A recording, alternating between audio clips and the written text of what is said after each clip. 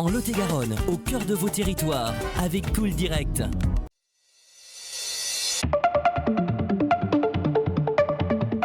Alors quand on reprend un petit peu l'histoire, vous remontez quelques décennies en arrière, on avait un grand champ de pommes ici. Et à cette époque-là, la Garonne était déjà particulièrement exploitée puisqu'on allait draguer Garonne, c'est-à-dire qu'on allait récupérer la grave, le sable, etc. directement dans le lit mineur, dans l'eau. Et ce sable va servir à construire des routes, des hôpitaux, etc., etc. Et puis au bout d'un moment, on s'est dit quand même que niveau biodiversité, c'était pas top. Donc en fait, je vous le fais en gros et en schématisé, mais en gros, on a commencé à interdire la drague dans Garonne. Et puis on s'est rendu compte que dans le lit majeur, donc le lit mineur, c'est la partie où l'eau coule en permanence, et le lit majeur, c'est la partie où potentiellement la Garonne peut s'étaler pendant les crues, où elle a pu couler pendant son histoire, d'accord?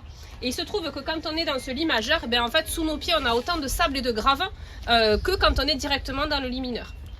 Donc petit à petit, en particulier notre département du Lot-et-Garonne a vu fleurir de nombreux lacs de gravières, puisque ben, on allait chercher voilà, un peu plus loin cette grave et ce sable. Et le nombre de lacs étant exponentiel, on s'est dit bon, il va falloir faire quelque chose, et on a obligé les exploitants à avoir un projet de réhabilitation pour leur site. Alors on a de nombreux lacs de pêche, ça c'est sûr, mais on a aussi d'autres projets qui ont vu le jour petit à petit. On a des lacs qui sont dédiés au tourisme, comme celui où on va se rendre tout à l'heure, et puis on a des lacs où on a une volonté en fait de créer une réserve, de créer un espace protégé. Alors on en a plusieurs aussi, quelques-uns qui ont une certaine notoriété sur le département. Et donc ici c'est le parti pris justement de notre carrier. Dès le début, avant l'exploitation, il avait déjà lancé les recherches pour savoir comment est-ce qu'il allait pouvoir renaturaliser cet espace. Bonjour, je m'appelle Morgane Testa et je suis chargée du projet Garonne à la communauté de communes du Confluent et des Coteaux de Preissas au service tourisme. On est ici à l'observatoire Faune-Flore du Confluent sur la commune de Damazan. Et à partir de cet été, début juillet, on vous ouvre les portes de l'observatoire 2 matinées par semaine, le jeudi et le vendredi.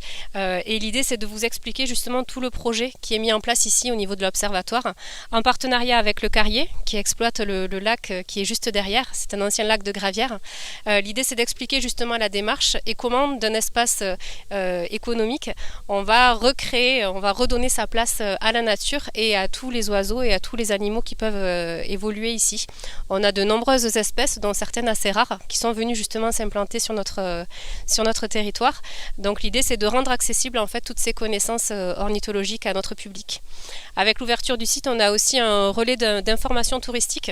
On va être là pour accueillir à la fois les touristes et les locaux, puisque en tant qu'office de tourisme, on a aussi pour mission de faire découvrir aux habitants de notre territoire les terres sur lesquelles ils évoluent toute l'année.